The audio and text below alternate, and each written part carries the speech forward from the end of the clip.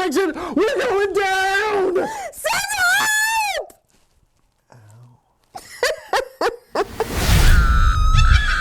Welcome to Deadsville. Greetings, Boo Believers! Welcome to another episode of Deadsville Horror Talk. I'm your host, Ronin James, and to my left, the lovely Steph Infection. Hi, Scream Hearts. Today, we are here to talk about Send Help, Sam Raimi's new R-rated horror thriller that we just saw in 4DX. Yes, we did. It was Steph Infection's first time in 4DX, so It was. we are going to discuss that too. But before we get to that, a little bit about us. I am Ronin James Green. I have been a stuntman, a stunt coordinator, and now director for over 2 decades. You've seen me in a bunch of movies and TV shows. I guarantee you've seen me get shot, stabbed, blown up, crash cars. My favorite. All kinds of, yeah, I'm getting my ass kicked all the time. Stuff like Guardians of the Galaxy Volume 2, Gotham, Netflix The Punisher, Amazon's The Tick, HBO's Vinyl. I've been on a lot of stuff. So you have seen me before, and I like to think that I bring some added insight to the table here that you don't get on every podcast, being somebody that's been in the industry for over 20 years now.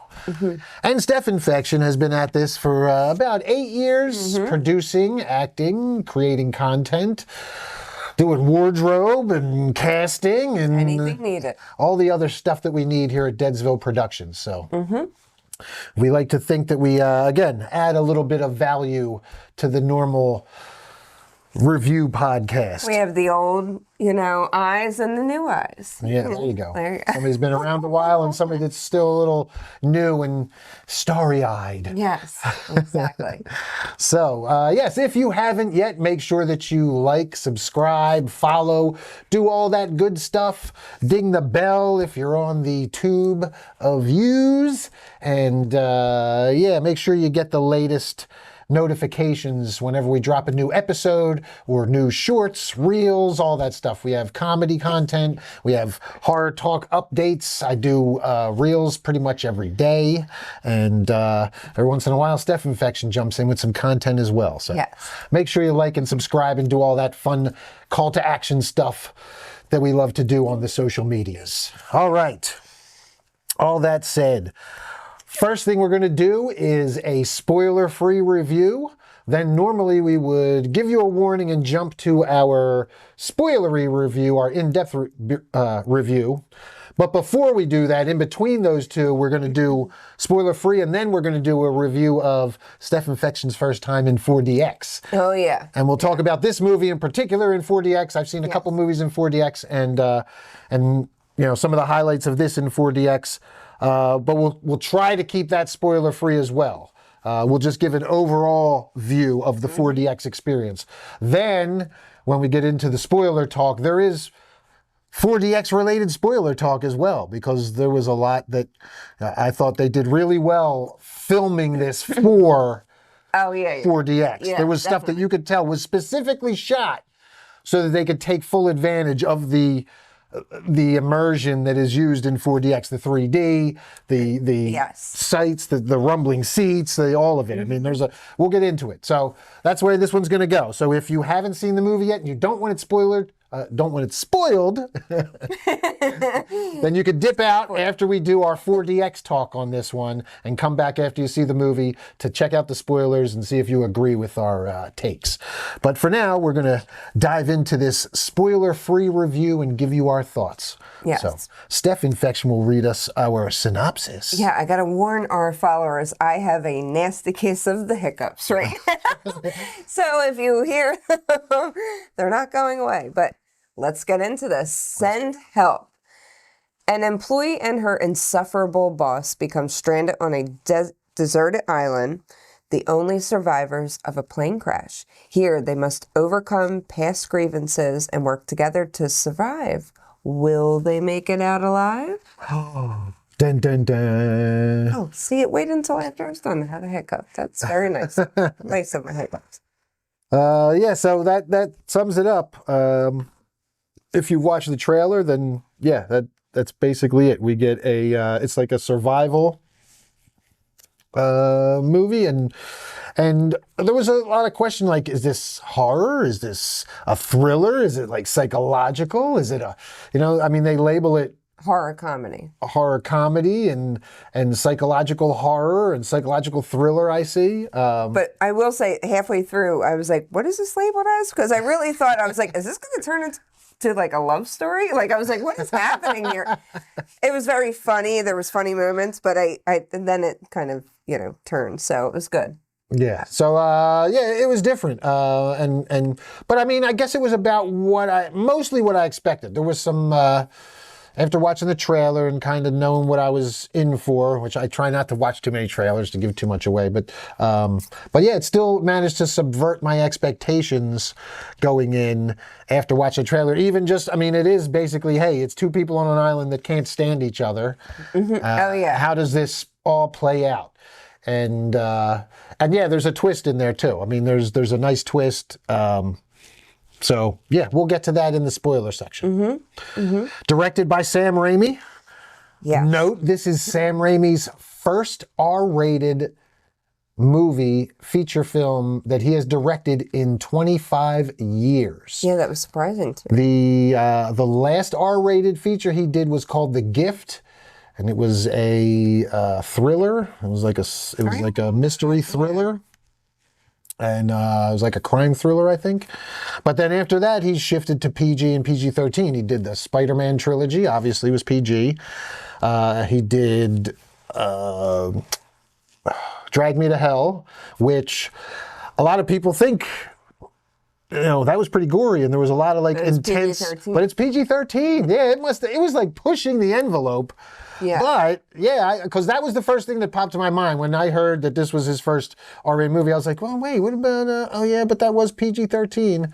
Even though they slaughtered the goat and had all that crazy, intense horror, like, there was some intense, scary stuff in there that I would think would be a bit much for a 13-year-old. Honestly, yes. It's a little bit much for me. So yeah, that one kind of pushed the boundaries, but yeah, that was PG-13, and the other one, the Multiverse of Madness, Doctor Strange in the Multiverse of Madness, was also PG-13. So, yeah, so return to R for Sam Raimi. Yeah. And I welcomed it. I was pretty happy. Do you think that this kind of felt like an R-rated movie, though? At times I did. I definitely am going to say no. I think I'm curious how it got the R. Well, I think because of the blood that we got. Is it there's like a certain amount of blood? Yeah, there's a certain amount of blood that you. Okay, that's fair. If you get. I know, like the rule, like one. You can show boobs, but you can't show anything else, and then you can say the F word once, but that's it, and then anything after that, but. The amount of blood, all right, I guess. Yeah, it's that makes sense. Yeah, it's mostly the blood, and there was some blood in here. There was some fun stuff. We're not gonna obviously not gonna spoil it, but yeah, there was some fun bloody stuff in here and some fun gross stuff as well. So I'm still gonna say I'm curious how it got an R rated. I think the fight. There's like a fight scene and stuff where we'll get to it. Maybe. We'll get there. I think that would probably push the R. Something did. The R button right there, but we'll get there. So the writers on this, Damian Shannon and Mark Swift. Yeah. Damian Shannon, he wrote Freddy vs. Jason, and he did the Friday the 13th, the 2009 one. Okay. Very cool. I guess the Baywatch movie, Shark Tale. Send help. So decent writer. That's kind of the only few things on his list.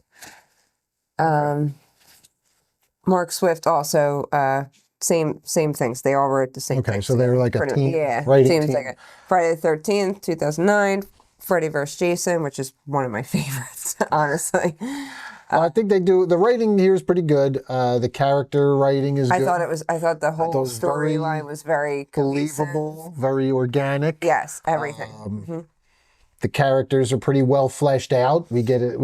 And they do it pretty quickly too. You get a good idea who everybody is, and then they do a good job of sticking to those character types and making sure, like, that's the problem with a lot of movies where you see, okay, they establish a character, but then just because they want the story to go a certain way, the character will do something out of character that they've established. But this is like a good example of a well-written movie where the characters stay in character. Yeah, because even in the beginning, like I'll say, like it kind of takes a little bit to build it up, and then I was in it the whole time, like the entire time I was in it.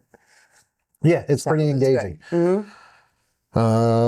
Anything notable you want to say? Rachel McAdams, it's been a little while since we've seen her, and she's fucking awesome. First off, I love her. She's been one of my favorite actresses forever. But it was funny. I was like, oh, this is like, they made her look frumpy in the beginning, you know? Yeah. And I was like, what? I was like, it's Rachel McAdams. Like, how could you make her look like a normal freaking, like, you know, Becky? But she does so well. She plays both parts so well. Like, and yeah, that's why I didn't want to get too much into it. She just, you know, there's a switch that flips, and so well. She does them both so well. That we'll get to, we'll get to it because she does a great job. Survival mode and full 180. Mode. Yep, we can just say that, you know. Yeah, I mean, there's two settings for the movie. One takes place. It starts off in a corporate setting, and she is very much a meek, kind of pushover. Yeah, totally like submissive character, very people taking advantage of her. Yep, walking doormat type. Yeah. But and this was a thing that I don't want to get into spoilers, but we get to the island and that totally changes because we'll talk about it. Survival mode. Let's just say that. Survival mode. So yeah, she does a great job. And what's his name? O'Brien. Doug O'Brien? What's his name? Dylan. Dylan O'Brien. Yeah. Dylan O'Brien's good too, as the asshole. Oh, yeah. The asshole boss. He's a very pretty boy. You know, Yeah, it's very good. So, yes, Linda Little as Rachel McAdams. It's a good name for a character who's kind of meek and timid. Yeah, little. Shy, but... and then we have our cameo. Yes. Which if you blink, you're not going to spot it. No, and honestly, until I saw this cast list, we kind of realized, and I went, and I said it out loud, I said, there was a picture. And so... Yeah, because I did a little I did a reel on this that it was going to be in 4DX, and that Bruce Campbell was going to have a cameo in this one, and I kind of forgot about it while we're watching it, so I wasn't really looking for him. No, I wasn't either. But in my hindsight, I was like, oh, so he plays Bradley's father who passed away. So yeah, that's how this whole thing starts with... Look for pictures. That'll be our clue. Look for pictures. Because I remember one in hindsight. There may be more than one. Though. Yep. That'll be your Bruce Campbell cameo. So. Which is cool. Yeah, very much so. All right. So let's get into our first takes. Okay. Steph Infection, ladies first. My first take on the movie was I really, really enjoyed it. I thought it was very, like you said, it was very believable. Everything happened very organically. The characters, it was very kind of cliche, like these a-hole... executives are pushing over this one girl and kind of walking over, and she kind of has her redemption in a certain way. So I enjoyed everything pull around. I like that she had some moments that, you're kind of cheering for her, and also I was laughing throughout the whole thing too, I will say. I didn't realize that it was actually a comedy but I kept laughing, and it's not like outwardly a comedy. It's dark comedy, which is Sam Raimi's stuff. Yes, which I like. So all around, I mean, I think it was a really good movie, and I definitely recommend going and seeing it in the theater because you have so much fun. Yeah. I'm going to give it a recommendation as well. I really enjoyed it. I thought the performances were great. The writing was solid.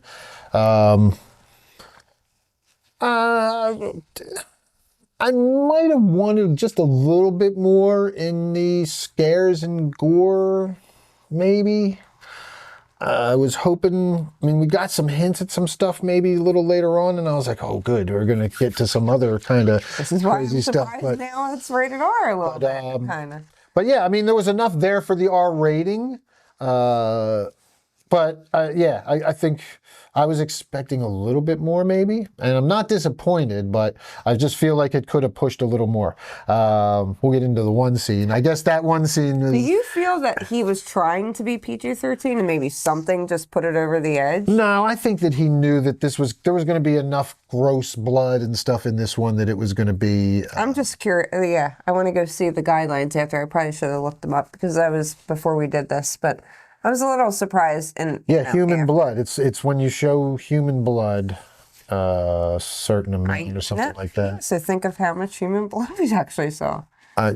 Yeah, but I don't... there was... I'm thinking of all the other PG-13 movies that I've seen that have a lot, so I don't know. We'll get there. I don't want to give anything away in this spoiler-free section, so we'll come back to it. But I definitely recommend seeing this one in the theater as well. There's some good jump scares. Oh, yeah. There's some tense moments. It's really well paced too. Like it goes by pretty quick. I probably had more fun because it was 4DX. Oh yeah, and we'll get into the 4DX aspect of it, but yeah, it's definitely a good theater watch. And if you can find the 4DX version, man, that keeps you on your toes. Yeah. So we will get to that next. But overall, I dug it. I definitely recommend checking it out in the theater. Welcome back to R Rating, Sam Raimi, and yeah, can't wait to see what he does next. Mm-hmm.